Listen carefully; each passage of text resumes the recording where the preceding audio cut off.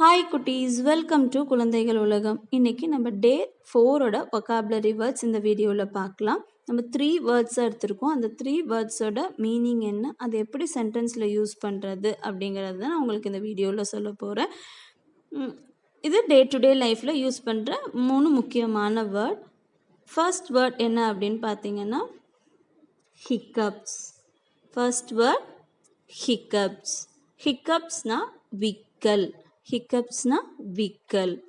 I ate too quickly and got hiccups. நான் வேகமாக சாப்பிட்டதுனால எனக்கு விக்கல் எடுத்துச்சு. I ate too quickly and got hiccups. Second sentence என்ன அப்படின்னு பார்த்தீங்கன்னா he suddenly had an attack of hiccups.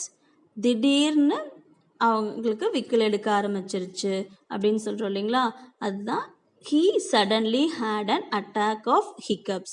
What should I do to stop hiccups? விக்கல் நிற்கணும்னா நான் என்ன பண்ணணும்? What should I do to stop hiccups? Next sentence என்ன அப்படின்னு பார்த்தீங்கன்னா she laughed too much so she got hiccups. அவள் ரொம்ப சிரிச்சது, அதிகமாக சிரிச்சதுனால அவளுக்கு விக்கல் எடுத்துச்சு. அவள் அதிகமாக சிரிச்சதுனால அவளுக்கு ஹிக்கப்ஸ் எடுத்தது, விக்கல் எடுத்தது அப்படின்னு சொல்கிறோம் இல்லைங்களா. she laughed too much so she got hiccups.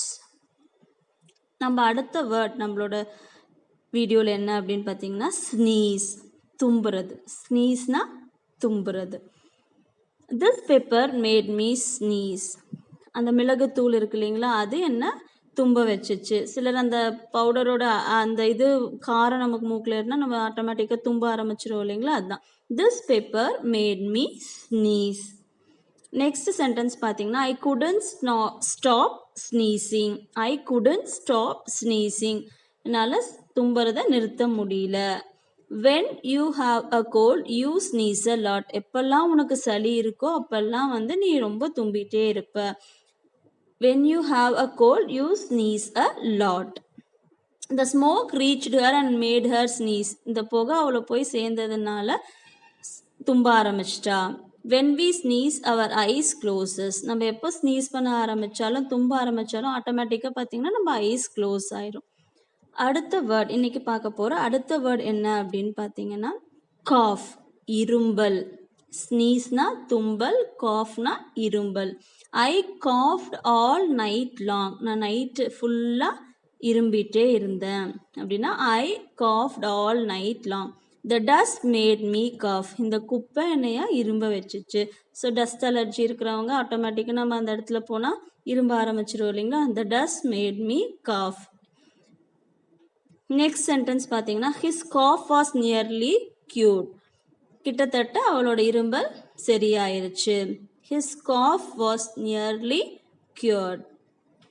Next sentence, cover your mouth when you cough. நீ எப்பெல்லாம் இரும்புறியோ அப்போ you should cover your mouth. நீ உன் மவுத்தை க்ளோஸ் பண்ணிட்டு தான் இரும்பணும். You should see a doctor about that cough. இரும்பலுக்கு கண்டிப்பாக நீ போய் டாக்டரை பார்க்கணும். You should see a doctor about that cough. இன்னைக்கு வொக்காபுலரி வேர்ட்ஸ் பிடிச்சிருந்தா குழந்தைகள் உலகமாக சப்ஸ்கிரைப் பண்ணுங்கள், ஷேர் பண்ணுங்கள். தேங்க்ஸ் ஃபார் வாட்சிங்.